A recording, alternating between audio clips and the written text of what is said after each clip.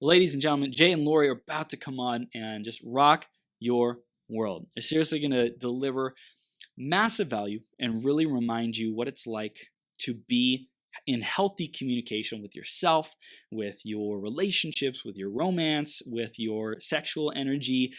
It's a really close conversation to home for me. So I appreciate them coming on here. Before that, let's talk about you, because you may be ready to take the next steps and get your message out to the world in a bigger way.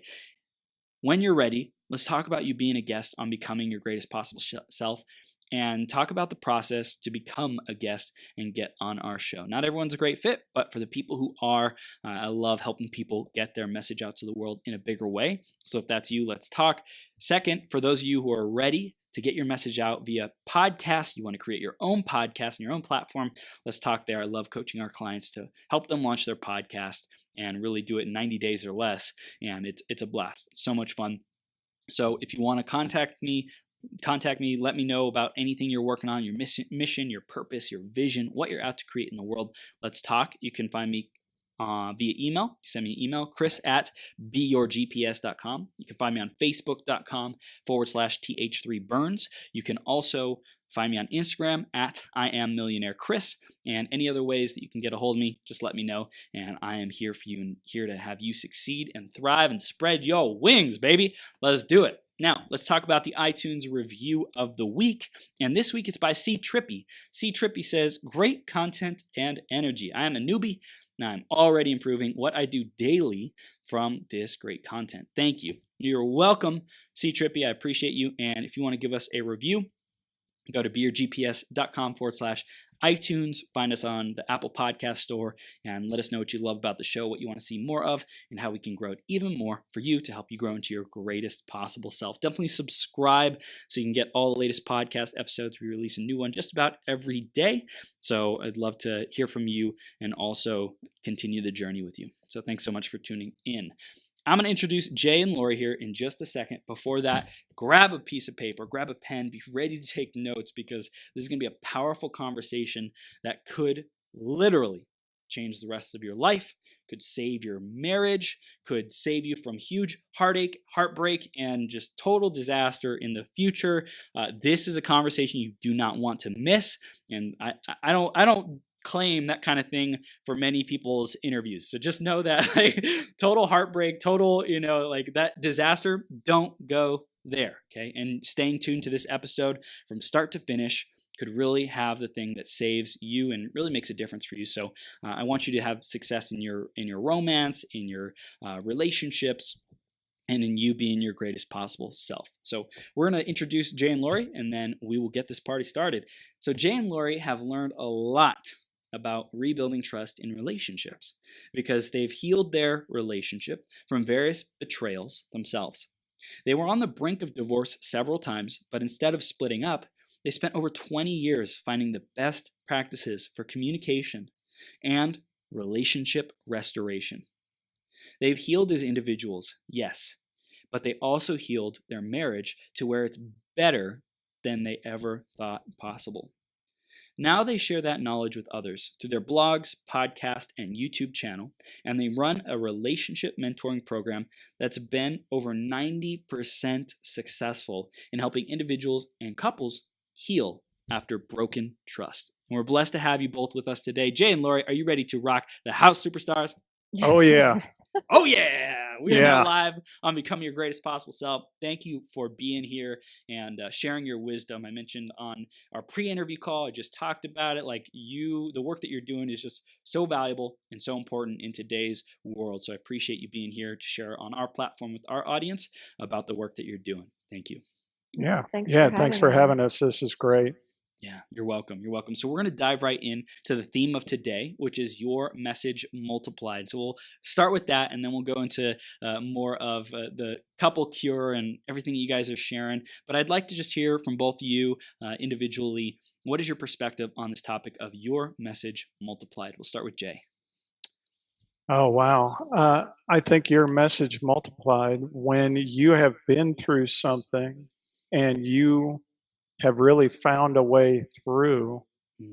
multiplying that message out to other people is kind of what we've been not really called to do, maybe on a spiritual level, but isn't that great to help other people? When I watch marriages change from the front row, or guys like finally get free of something that's been kicking their butt for their whole life, Yeah. man, it is awesome. It is so awesome. So multiply that message. I want to do that 1,000 times. Yes. You know. I love it. Great share, Jay. What about you, Lori? Mine is a bit different. I mean, I definitely think we're all called to that. I believe all of us have been given one thing. Every single one of us has been given one thing, and that's our story. And there's such a sense of community, a sense of, oh my gosh, I'm not the only person who struggles with this. That can really help. We can help each other, you know. But my story starts a little bit different with this, and that is, you know, going through the really hard times with Jay. I first said, I'm a person of my word, and so I'm going to stick this out. And then I was like, okay, God, you were at the altar with us, so I'm going to do this for you. And then it was like, God, I don't even know if that's enough anymore, so you're going to have to carry me. And then it got so bad that it was just like, God, you're going to have to find somebody else to do this because I don't think I can. But having stuck it out, I can definitely tell you it was worth it. So for those who are listening, if this is your story, do what you need to stay safe, but also do what you can to stick it out because it really can be worth it if you can help others through these same struggles. Yeah, wow. This is beautiful. And I want to speak to that, Lori, because I think when people get into a relationship and they get married or, you know, make a commitment, a big commitment, there's going to be trials. There's going to be tests. There's going to be difficult times and difficult waters because that's, you know, that's life. Everyone's circumstances are going to be different, but it's about how you respond to that. Do you give up like at the first sign of difficulty? Do you, you know, hide? Do you distance yourself, or do you like come with a compassionate, open heart? And I really love how you shared, you know, like sticking it out. Like there's so much value in that if it's safe, right? If it's a relationship that you feel aligned with, it's your person, and you are on the same level of values and what's important to you in the world, but you just might be having some tough times. So I really love you sharing that. And I want to talk to you guys a little bit more about the couple cure, and I mentioned it in your intro, but just in your own words, what do you stand for, and what do your clients come to you for? We'll start with Jay, if that works for you guys. Yeah, the thing that the couple cure is about is affair recovery, betrayal recovery, or betrayal avoidance. Right. You know, within the relationship. So betrayal prevention.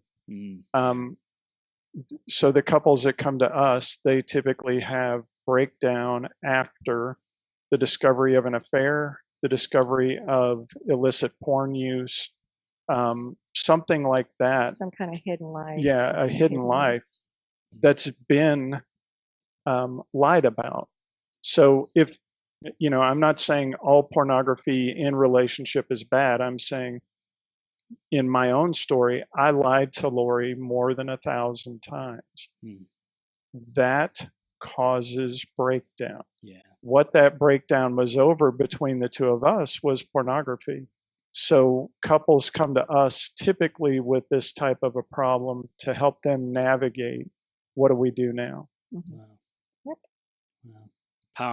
Powerful. And I just love what you guys are standing for, especially because your experience has taken you through it yourself, and now you hold total graceful and compassionate space for people to just show up. And like, if you got something that has been on your heart, been on your mind, that you've been carrying, you know, or whether it's thoughts of infidelity, or someone has betrayed their lover, this is a really important and powerful conversation to be a part of. So Right. again, I appreciate the space that we have here, and for everyone listening, watching live or replay, I want to make this high energy and exciting, and I also want to give it the reverence that it needs and deserves, because it's a really powerful and potentially charged topic. So I also want to encourage everyone who's listening to come with an open mind, to come to hear what resonates with you and what fits for you and where you're at and what you're willing to talk about and dive into and consider. And I know we're going to have some really, really great stuff throughout this interview. So Jay and Lori, let's go back into your journey. You mentioned a little bit about it just briefly, but we'll start with Jay. And what was your experience with pornography, and what were the lessons that you really picked up along the way, man? Yeah. So I would love to make this an upbeat story because you're a guy with a lot of energy, and I think that would connect well. But I was 5 years old. This was back in the days of the magazines, and I found something in my home. And from that moment on, it, triggered something in my brain, but it also somehow connected with something internal. And anytime I got to negative emotions, not feeling good, just being bored or lonely, this filled that gap through my parents' divorce, through college, through my first marriage, which was a wreck. And along the way, I kept thinking, I want to quit this. And one time when I was in college, I had gone to a church thing, and I came back to my room and I threw all my magazines away, and I was like, yes, I'm free. And 6 months later, I was back into it because I really had no idea why was I connected to it in the first place, and how did I break free of it, to follow on. So it was not just simply a sex thing. It wasn't just an arousal thing, which there's that component, but mainly it was a connection thing. And so, out of all of this, connection with other people is a huge way to break away from these types of behaviors, the things that draw you down. And so when Lori and I met, that was 1994. Significant year because 1994, the internet came online.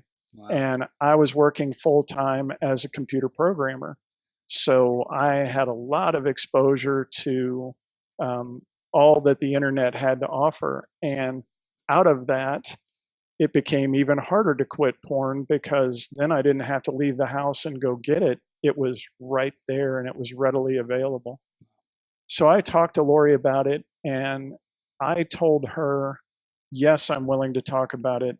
And yes, I think a healthy sexual relationship will make it go away. This and in both of those, this is before we were married, but the reality is that I didn't do either one of those things. I didn't want to talk about it. There is so much shame tied to it and fear that if I talked to her about it, it would just make everything so much worse. So I want to dive into what was the initial impulse to want to even communicate with Lori that it's something that you're working on. I don't even remember. I don't even remember that conversation. Yeah, I think at that time I was re-engaging with God, and I felt like I needed to be honest with her before we got married. Yeah. That this was going to, hopefully go away, and that it was kind of a problem. It might have even been one of our spiritual mentors that asked about it. And that could have been, it could have been me saying, hey, I've been cheated on before. What's your experience with that? And then he, being an honest guy, said, sort of honest. At that point, he was honest. Yeah. Anyway, so we got married. It wasn't the solution I wanted it to be. The first 5 years, we had a lot of breakdown over it. And I actually had a 6-year period where I was clean. Wow. I was not using porn. I was still struggling as far as like daily. I needed to be in connection with somebody to stay away from it. And after a period, I had made Lori my accountability partner, and I was telling her, if I use pornography today, I'll tell you about it tonight. And I would come home and tell her I didn't use pornography. And that was true for a while, and then it wasn't. And I began to lie to her every single night to her face for better than 4 years. And I calculated that to be more than 1,000 times. And then when she asked me about it, I told the worst lie of them all, which was that it was all her fault. And things went downhill for a while. They got much worse before they got any better. But I think I'll let Lori talk, if that's okay with you, Chris, to let Lori go from here. Yeah. Mm-hmm. I did know about it. He did tell me about it, and because of my history with extra relationship meanderings, I really, really debated, and I wasn't sure if I should marry him or not. When he started talking about marriage, in fact, I was extremely hesitant. But there were several things that happened that kind of pointed in that direction, and I knew that at the very least, I will have to get over my fears of being abandoned or cheated on and winding up alone. So I went for it, and thinking if we can talk about it, then we can get through anything. At least I have a guy that's wanting to battle it. And then we got married, and immediately we started fighting about it. And it was like once we stopped fighting about it, he started having attractions with women at work. I didn't know this until later, but I always thought that that timing was curious. So around our 15th year of marriage, how was it 15 years? Yeah. Around our 15th year of marriage, at that point, I did think he had been about 10 years clean. And so I had said a few things to him, and then like, hey, I'm really proud of you. You're 10 years clean.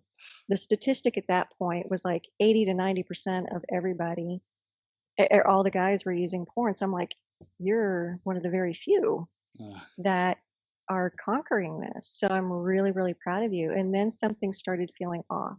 Yeah. And so I confronted him on it, and within minutes of his being open with everything, he did blame me for it, and I really had to kind of roll back and go, okay, what do I do now? Because I don't even know this guy. I thought I knew him. He was lying, like looking me in the eye every night. Like, I don't even know this guy anymore. And then the way he showed up, even on our first counseling session, he walked in so stiff and like, I didn't do anything wrong here. And I was like, oh, here we go. This is not going to be easy. This is not going to be fun. But I remember right after that first talk, we call it D-Day, that first D-Day talk. That's the common term out there. After that talk, I remember just praying, God, I hope we can talk about it this time. And we almost right off the bat, within about 3 weeks of this, we started learning some really good tools, but they weren't long-lasting tools. So I went on kind of a mad dash for just a ton of communication tools and how do we get past this current sticking point, this current hot topic. And some of those would work for a while, and then I'd come to the end of myself and just pray, and then the solution for that one would show up. Was there like a common thread of the sticking point, or something that kept being a challenge? What would you say, Jay? The common point was me. There's no two ways around it. It wasn't just, it was mainly anger issues, communication issues. I had some things to learn myself about how to say things in a way that didn't shut him down. Yeah. So I had a lot of things to learn there too. Mm. It's just Right. some of the things I was saying, I was absolutely clear. This wouldn't shut most people down. So what's going on here? So Mm. Yeah. just a lot of stuff both of us had to learn. Yeah.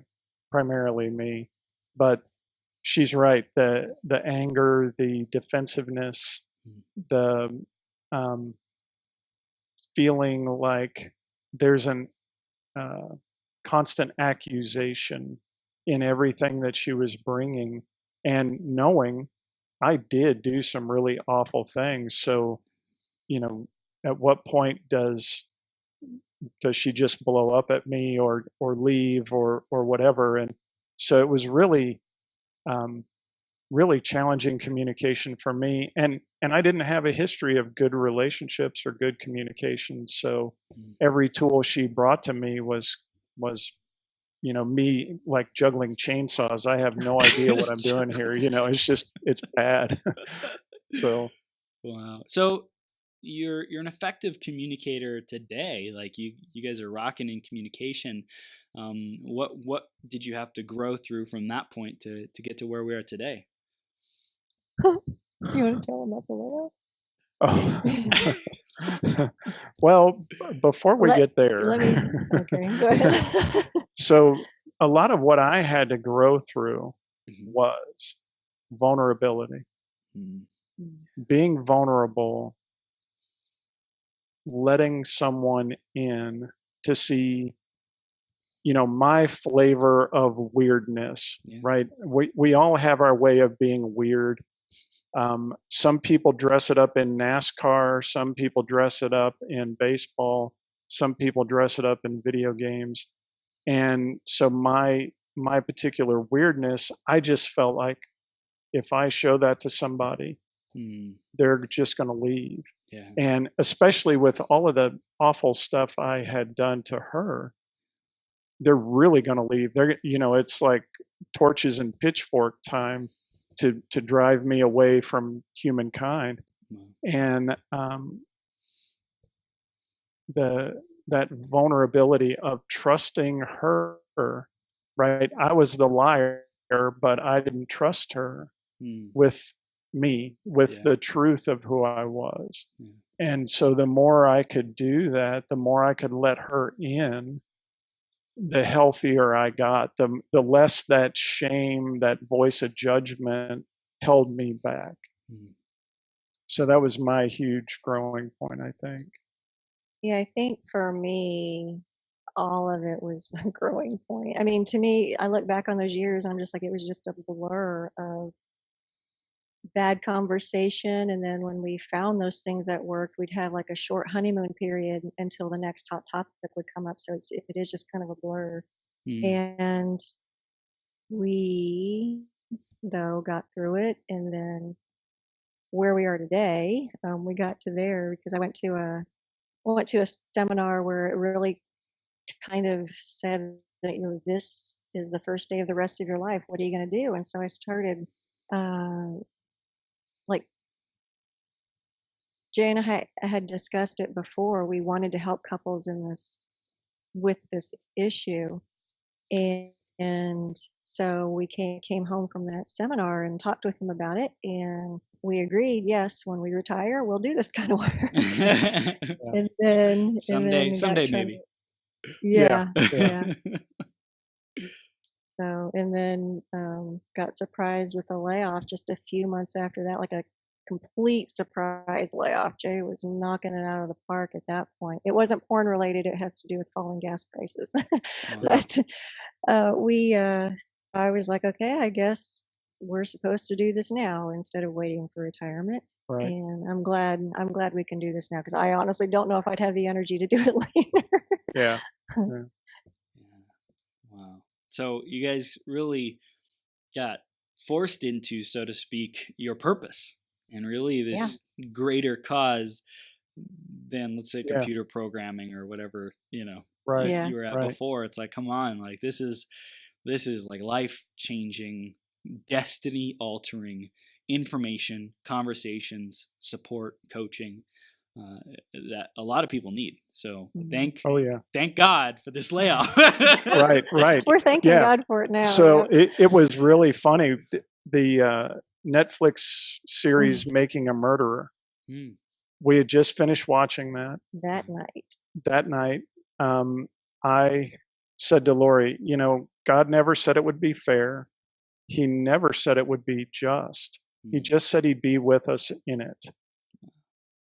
And I said, God, I surrender. I'm just at a new level of surrender, whatever you want me to do. The next morning, I got laid off. What? And it was such a surprise. He came back. He came home just 30 minutes after he had left with a box. And I'm like, oh, no, what are they thinking?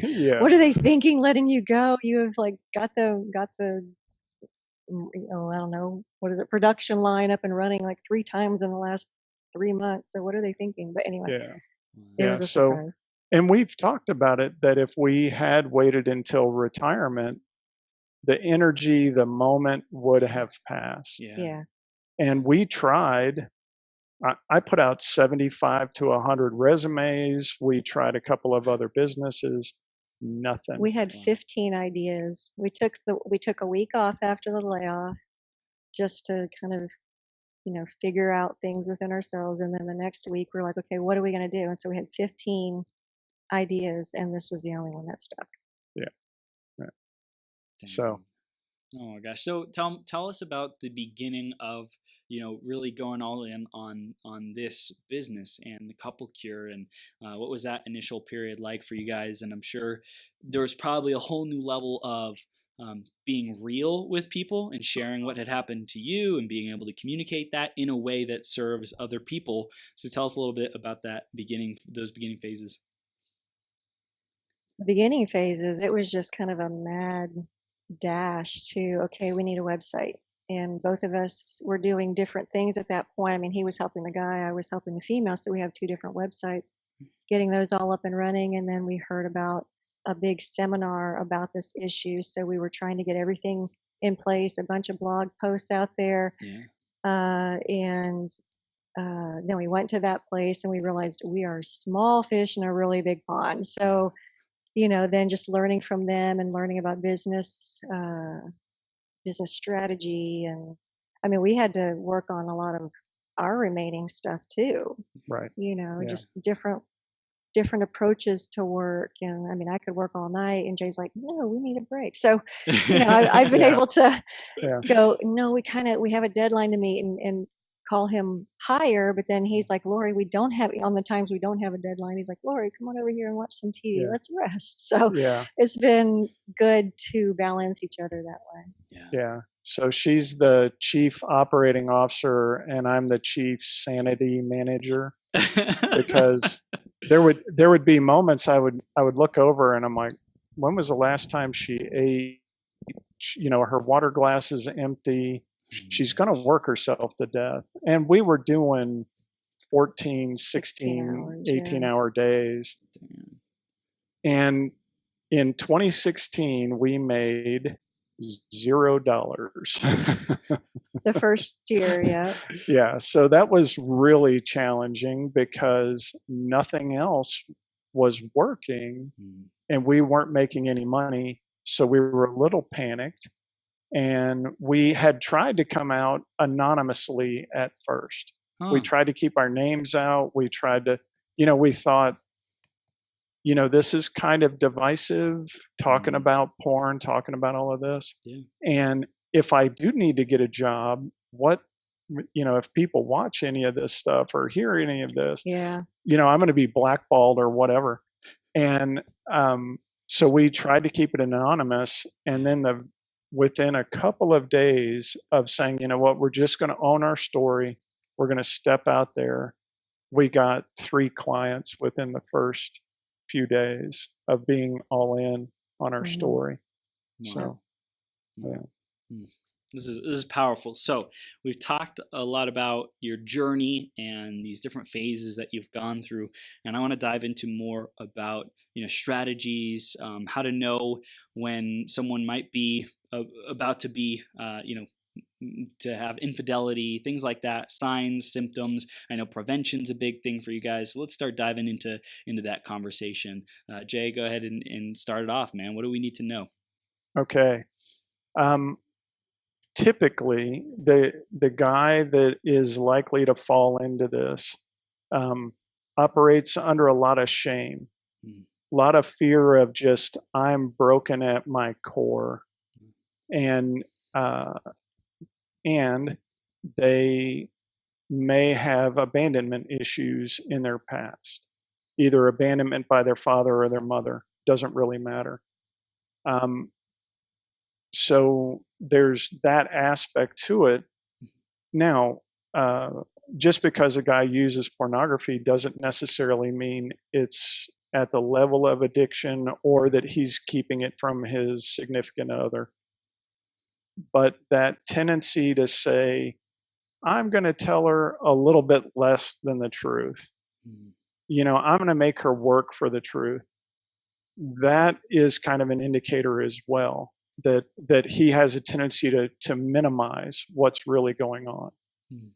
And I think that would be a guy that you would say, okay, there's some potential for this to go really bad. Typically, in fact, I've only known of one where the guy actually starts using inside the relationship. Most of the time, they have a history that predates the relationship they're in. Yeah. So, it's not unusual for guys to find pornography as teenagers, to find out about masturbation and all of that they just kind of bring it along. And then the relationship may actually make it worse because they feel that shame. They don't know all of the relationship in and out type work that I was avoiding by using porn. Right. I don't know how to talk to my girlfriend. I'm going to go watch porn and just let her be angry or whatever. So that when I got married to Lori, it was still like, she's angry about something. I have no idea what to do. So I'm going to tune myself out of the situation. Wow.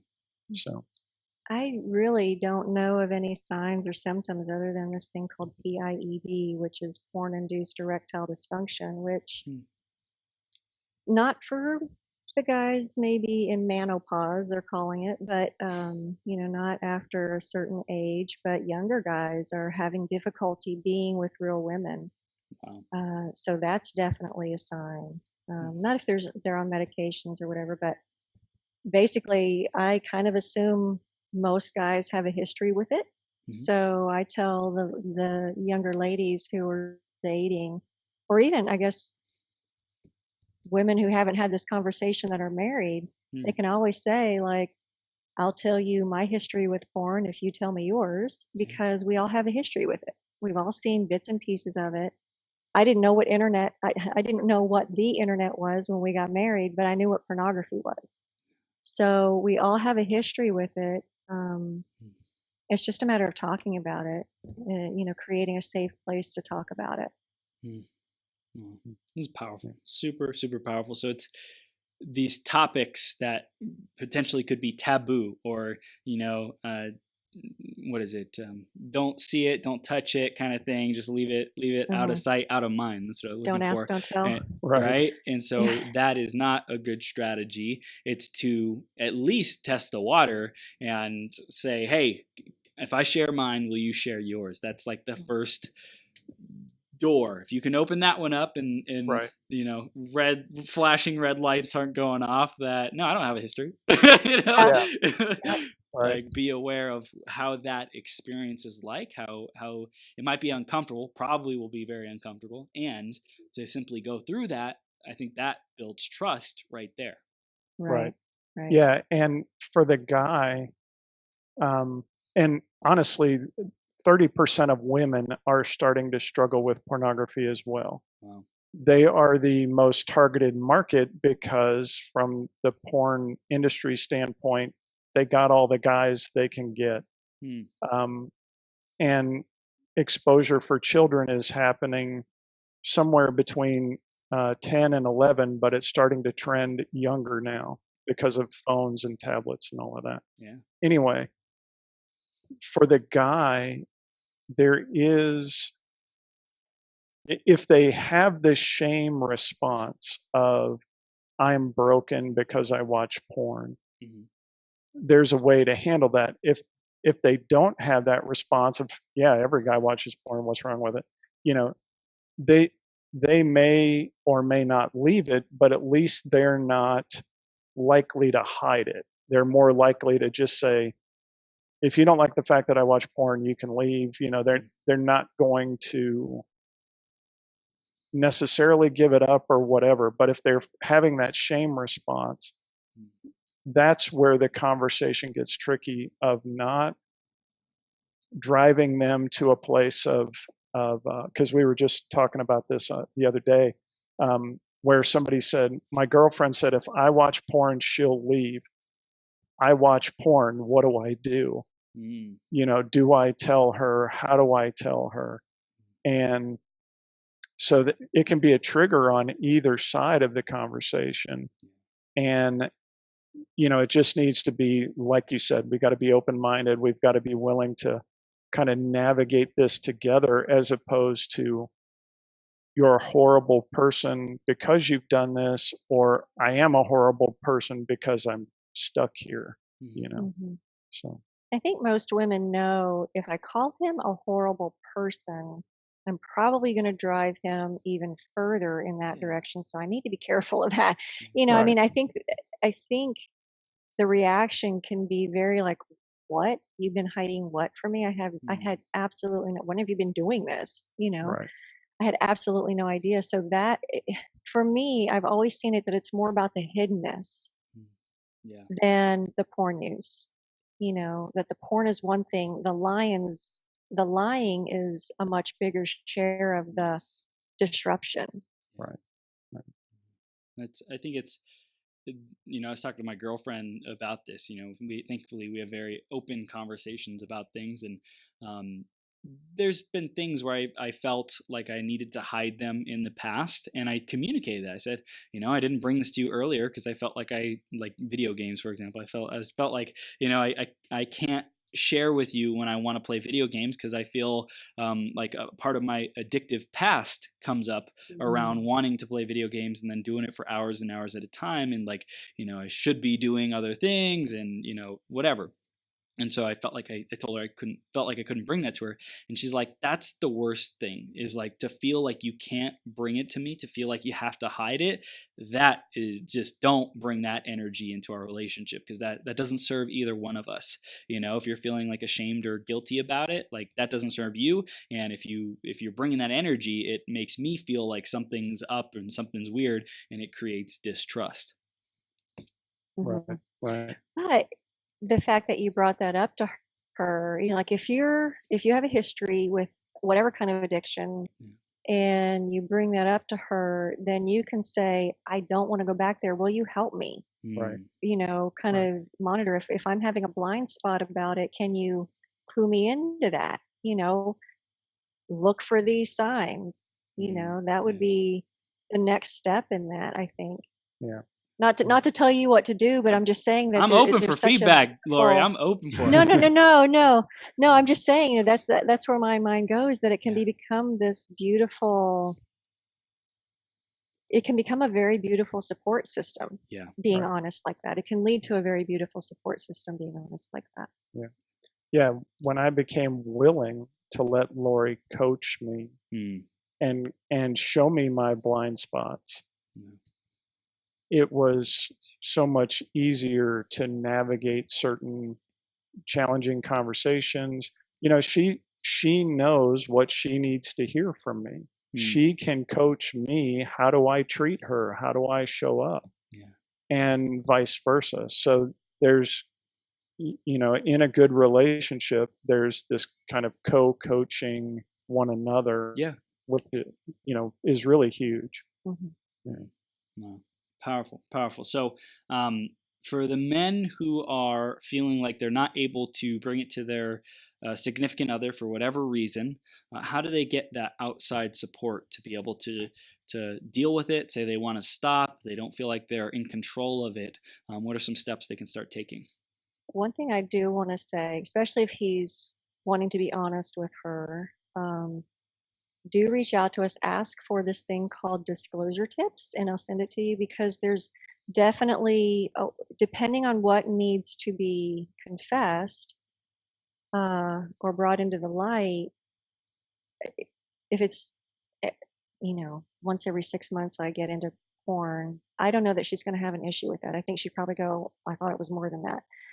But if it's, I've also been visiting strip clubs and massage parlors and, this other stuff, then that can really traumatize her. So there's a way to go about it that can keep her the safest, and that can keep the lines of communication open and the chances for relationship continuing to be at a more higher level than doing it a different way. Right. So that's what I would say if he's wanting to be open with her about it. Yeah. And one of the things that really benefited me, I have 2 running buddies that know everything. And I feel sorry for them, but they know everything about me. Yeah. And I had to learn to be vulnerable with them, but I also had to find somebody who was safe to be vulnerable with. Yeah. We can't just walk into a room and say, hey man, here's all this stuff that's going on for me. And either they back away and just say, I really don't want to talk about that. Or they say something like, there's nothing wrong with what you're doing. Don't tell your wife, just, whatever. Yeah. And so you've got to find people who, just like any coach, somebody who's heading in the direction you want to go. Or is there and can be safe for you. Even in just finding someone to be vulnerable with about what your struggle looks like, you've got to find somebody who's heading in the direction you want to go. If he's known for being kind of a jerk or kind of a womanizer or something like that, probably not the best guy to talk to. But he needs to have a network of support that he can lean on and start to feel normal. So many guys, when they hear my story, they say to me, wow, that sounds so familiar. I don't feel alone anymore. I don't feel so disconnected. I feel like you've made it more normal for me. So I always tell my story first. Whenever I interview a new client, I tell my story first, so that they don't think they're sitting down with somebody who's like, well, in my my master's degree program, I read this book about pornography, and I have no idea what you're talking about. Right. No, I tell them, nope, this is what I did, and they're like, oh, okay. So guys need to find some other guys they can connect with, build a network of support, and then they do need to follow what Lori's saying. This can be very traumatic for the woman, depending on how it's revealed, how bad it was. And honestly, we've seen where the guy has been to prostitutes, or the guy has only used porn, and the women aren't that different in their response. They both can feel that same depth of pain and the same depth of trauma from the reveal. So the guy needs to know how to navigate that and keep her safe. That's a big part of what we stay focused on, is how do you make the woman feel safe? Because Lori would bring something to me in this really gentle way, and I would explode. My own defensiveness, my own fear of what it meant about me, all these terrible things. And so I was not safe. There were times I got angry and intimidating and abusive, emotionally, psychologically, not physically. But those things still caused harm. Those left her feeling like, I'm not safe here, but there's no place safe for me to go. Sort of. I mean, she could have left, but she was sleeping with the enemy. Right. I'm the person that made her feel unsafe, and every time she pursued safety, I made it worse in the beginning. And because of that, that left her with trauma and PTSD type responses to my behavior. Right. And one more thing I want to add, I feel like I'm breathing into this thing a lot.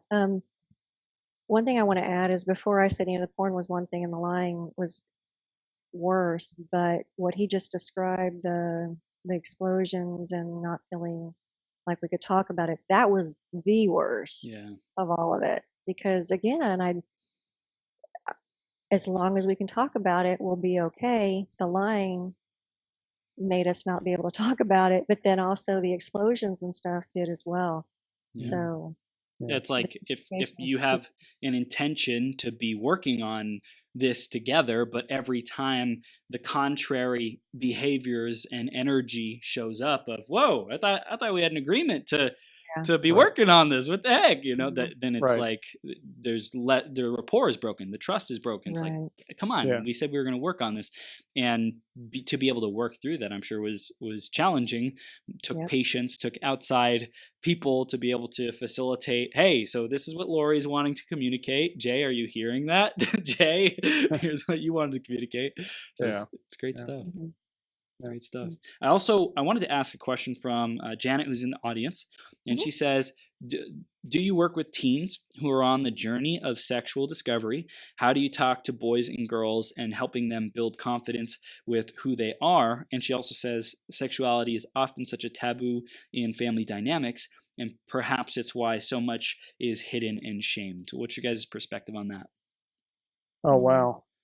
We haven't worked with teens so much. Right. I would have to really seriously think about that one as far as what I would tell a teen. We could probably find some resources that we could send her way, but I'll try to tread very lightly here. One of the downsides of the way our brain is wired, what is exciting and what is disgusting can be very close in our brain. So that's why we want to look and we don't want to look at the accident that we're driving past. Wow. There's something about it where we want to see something and we don't want to see something. And so I've had clients that have come to me that are into what we will call deviant porn. Okay. And it has scared them that they're excited about it. And that's not, I'm not calling homosexuality deviant. I'm talking bondage. I'm talking kind of the fringe type porn. It freaked him out. And he's like, why am I attracted to this? And I said, because it's adding a new flavor to the drug of your choice. And that new flavor was just enough for your brain to go, oh, that's interesting, and get stuck there. What the internet tends to throw in front of people may trigger something like that in them. So can it twist their sexuality? I don't know. I do have guys that have said to me they felt like it did. And I'm not going to argue with their story and say you have to be this way or that way. I think there's the possibility that they're seeking something that they're just not able to make sense of. So for teenagers, my first thing would be to say, I'm so sorry that you were exposed. I'm so sorry this happened to you, because you can get into you know, you thought you were just dipping your toe in the kiddie pool, and you're now in 50-foot waters with big waves and no idea what's going on around you. And the internet's okay with that. And that's kind of the sad thing about it. So, yeah, the rest of it though about sexuality and what's going on for teens, really not our, because it's not our story. If it was in our story, sure, but it's really not our story. So I would also tell her to check out this place online called Protect Young Eyes. It helps equip parents to have these kind of conversations at every level, from like preschool up to, I think, graduation, high school graduation, maybe even beyond. Yeah. And So what's the website one more time? I believe it's protectyoungeyes.com, either .org. .com or .org. I'm not sure Yeah. which one. Chris McKenna is the founder of that. He works with Covenant Eyes. Yeah. Okay. McKenna, Chris McKenna. Okay, cool. Yeah. That's valuable, and it's definitely a challenging topic to deal with, I'm sure, but that's why there's people who have experience and done research and have helped people with it. So that's valuable. Right.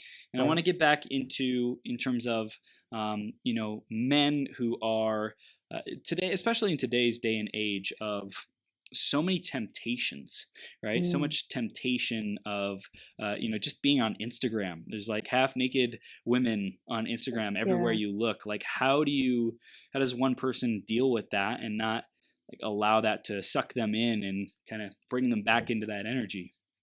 Right. So I have a phone that looks like this. It's a slider flip phone kind of thing. And, no, so one thing that I produce, so my free thing for guys is a browser setup guide. Okay. So when you get on your internet browser and you go to a web page and there's ads everywhere, this turns all that off. Okay.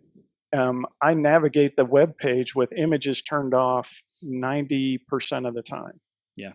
So even when I'm on social media, I'm just reading comments and sometimes I'm like, okay, I have no idea what this means because I can't see the picture and the context. But if I really need to see it, I then communicate with Lori and say, hey, look, I need to turn images on because I need to figure this thing out. Yeah. But it does take an extra layer of thinking through. Do I really need to be on Instagram if I am triggered by every other image? How do I report that to my spouse? How do I report that to somebody I'm in accountability with? Here where we live, one of those big LED screens, they just had some plastic surgery center put something up on the billboard, and I'm like, okay, so porn on giant billboards, got it. That's normal now. So you've just got to be ready for it. It shouldn't shock us that, okay, I got on the internet and it put something in front of me. Right. It's then how do we respond to it? What's the plan to engage? And maybe you need to give it up. Maybe you're not on Facebook, you're not on Reddit, you're not on some of these other sites. Right.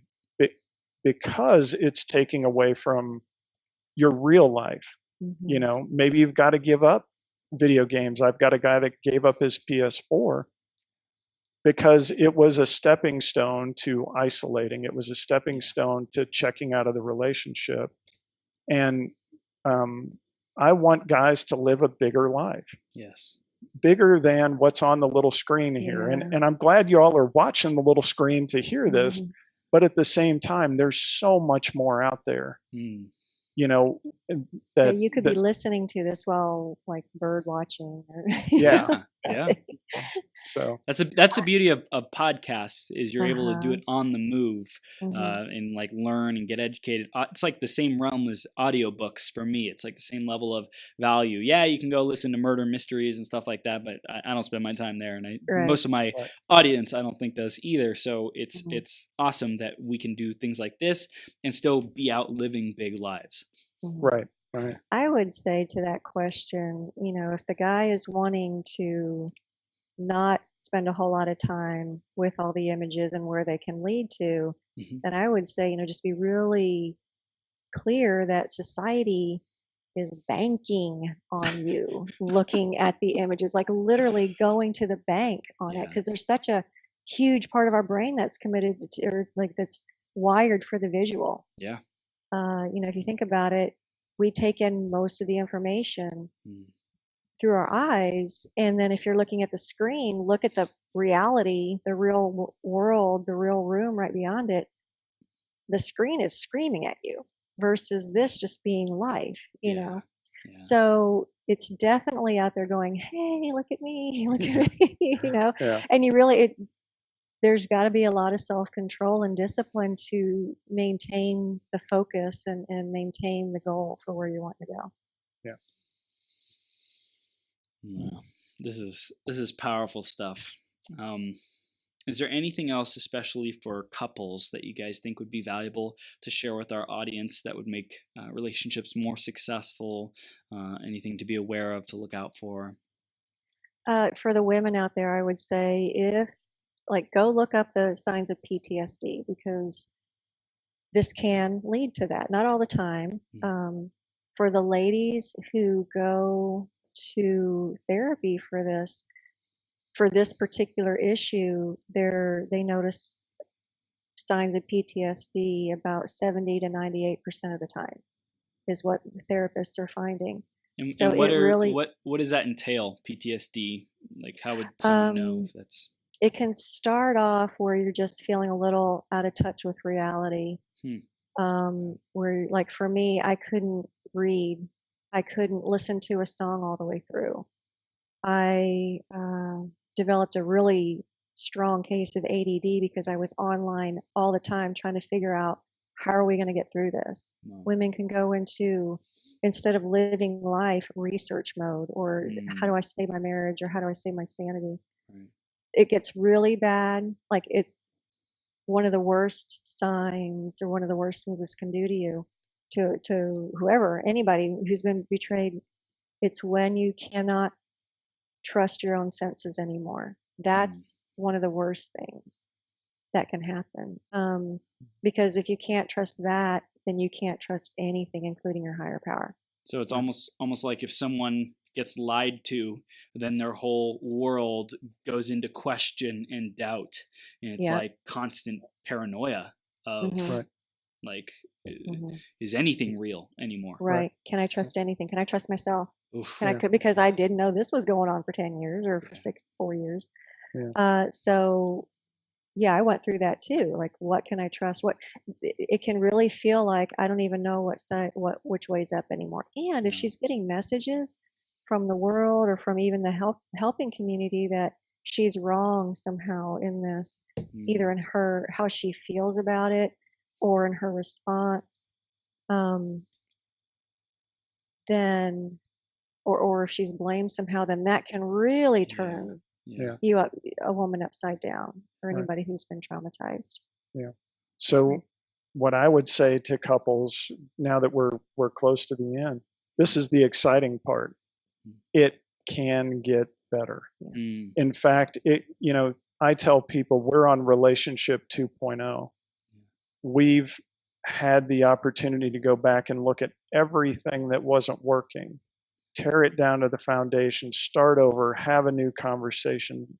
And I'm fully known by someone else. And that was the part that was so scary to me, was I would be fully known and rejected, but I'm fully known and accepted. Yeah. And pornography can't hold a candle to that. No other woman can hold a candle to that, because she doesn't know me for anything. And Lori does. And so this relationship, we've navigated building a business together in the last 3.5 years, 8 feet apart. You know, we've been Both through have some, very strong opinions on the way you yeah, shoot. I'm yeah. sure. You know, we've navigated this and learned how to do it well. We've been through some seasons of some really painful losses, Yeah. and we've navigated that so much differently Mm. because we got through what we did, and so there's hope for this. You can get better. This can be healed. This can be your history and not your present. Mhm. Um, I you know, just like any other setback. I would say, just to give them hope, it can get to a point where he's not struggling every day, where it's like, no, I'm not really tempted. I'm really Mm. not. And it can get to where she knows she's the only woman for him. Like she Mm. knows it to her core. Mm. And you know, where I got was even if he went back to it, or where I am is even if he went back to it, I know I'm going to be okay. I Mm. know it now. And so that's where I like to get the women to. Like, let's first get you there, Yeah. and then we'll see if he wants to join you in a really great marriage. Yeah. This is beautiful. What you guys have been sharing is incredibly powerful, and I think for the men out there who have struggled with this or are still struggling with it, really giving them hope and awareness that they don't have to feel broken and ashamed, Right.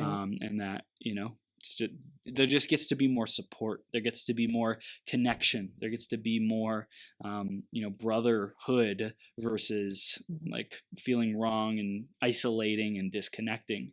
And I also Right. think for the women out there, there's hope if they have been feeling something like this, they've been dealing with it, whatever, or even doing it themselves. Like not just men do it, women do it, Right. both sides do it. And so I think to give both people, both sexes, hope and a knowingness that it simply takes a willingness to come together, to communicate about it, to be as truthful as possible and take the next step, like, because for some people it might be just okay, I want to talk about this, but I'm not ready to talk about everything yet.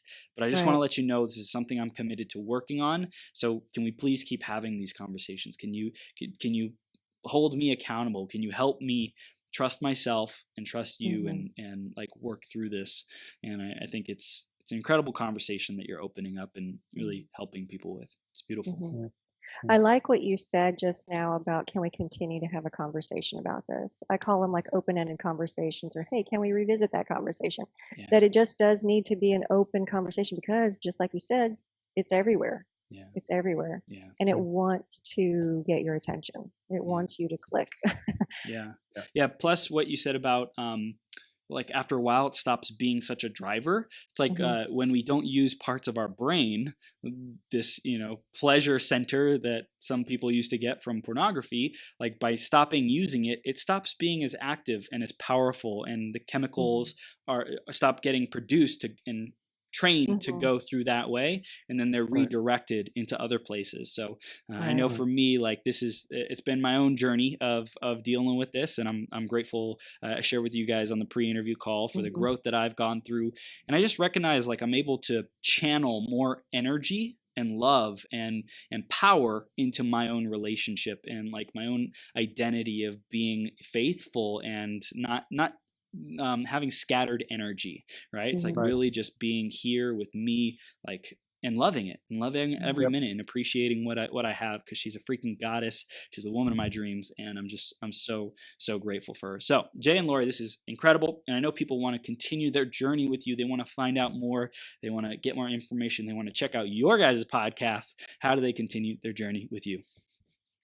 thecouplecure.com. So just remember the at the front of it, because there's another site that's Couple Cure, but thecouplecure.com, that will get you to all of our other websites and other resources. Beautiful. Yep. Beautiful. There are 3 free guides out there too. One for the couple, one for the females who might have gone through betrayal, and one for the guys who are struggling with this issue. Yeah, and of course, like everyone could just reach out to you, send you an email, because I'm sure it is delicate waters for people who are, really concerned and making headway and committed to solving this, healing this, growing in this area. So I just highly recommend anyone listening or watching live or replay or podcast, whatever, talk to these human beings. They are incredible. They're so loving. They're so gentle and accepting, and just and a conversation with you two is off the charts. Awesome. So oh wow, thank you. Yeah, thank you for being here. I appreciate what you're doing. I'm like starting to tear up because I like how much I appreciate you, and just like my own journey with this has been a long one. And so I just know that any guy out there or woman who's really committed to healing this, like there is hope, and it's a beautiful thing. So thank you so much. Everyone go to thecouplecure.com, and Jay and Lori, you have an amazing rest of your evening. Okay. All right. Thank you Thanks, so Chris. much. All right. See you soon. Bye. Bye.